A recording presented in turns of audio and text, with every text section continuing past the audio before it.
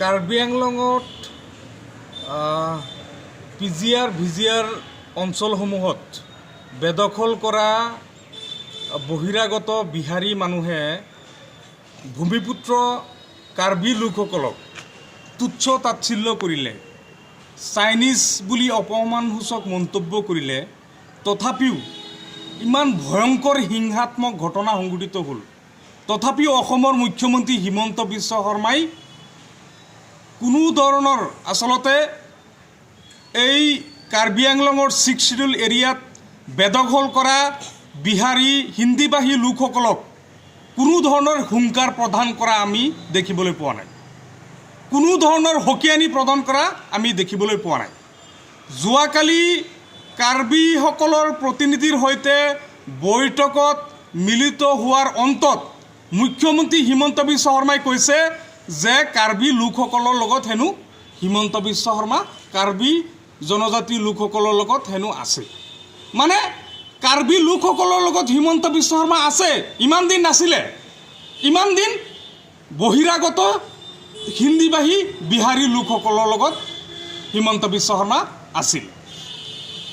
হিমন্ত বিশ্ব শৰ্মাই যেতিয়া নেকি ধুবুৰীত উচ্ছেদ হৈছিলে, গোৱালপাৰা জিলাৰ বিভিন্ন অঞ্চলত উচ্ছেদ হৈছিলে, নগাঁও জিলাৰ বিভিন্ন অঞ্চলত উচ্ছেদ হৈছিলে, হোজাই জিলাৰ বিভিন্ন অঞ্চলত উচ্ছেদ হৈছিলে, তেতিয়া অসমৰ মুখ্যমন্ত্ৰী হিমন্ত বিশ্ব শৰ্মাই কৈছিলে যে উচ্ছেদৰ ক্ষেত্ৰত জিলা প্ৰশাসনে কোনো ধৰণৰ অৰ্ডাৰ অনুমতি ল'ব নালাগে।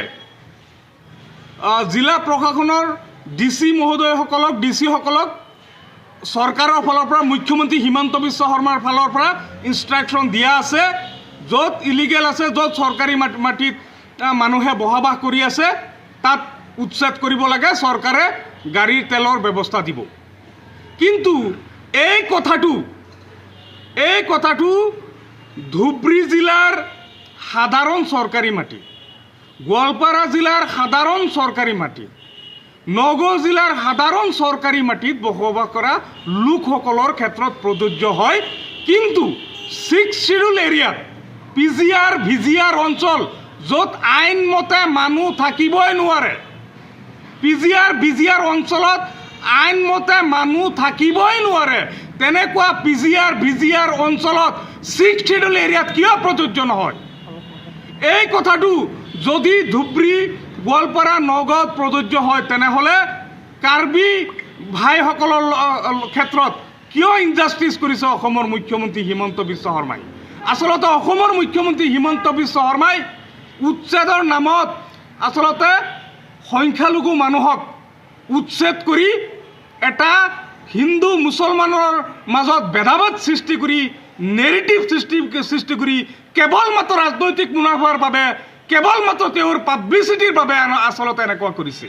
গতিকে আজিৰ সংবাদ মাধ্যমৰ যোগেদি অতি স্পষ্টকৈ ৰাজ্যৰ তথাকথিত দক্ষ মুখ্যমন্ত্ৰী হিমন্ত বিশ্ব শৰ্মাক আহ্বান জনাইছোঁ, অতি শীঘ্ৰে এই কাৰ্বি আংলঙৰ 6 শিডিউল এৰিয়াত পিজিআৰ ভিজিআৰ অঞ্চলত যি বহিৰাগত হিন্দীভাষী বিহাৰী লোকসকলে বেদখল কৰিছে, এই বেদখল মুক্ত কৰিব লাগে। আৰু 1951 চনৰ পৰা আজি 2025লৈকে যিমান ট্ৰেড লাইচেঞ্চ তেওঁলোকক দিয়া হৈছে, সকলো ট্ৰেড লাইচেঞ্চ বাতিল হ'ব লাগিব।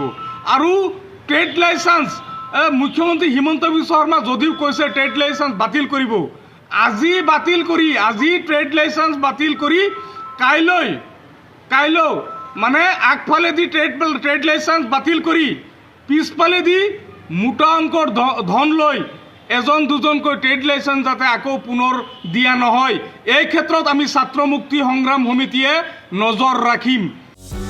যিকোনো খবৰৰ বাবে যোগাযোগ কৰক আমাৰ এই নম্বৰত 9181 307 2221।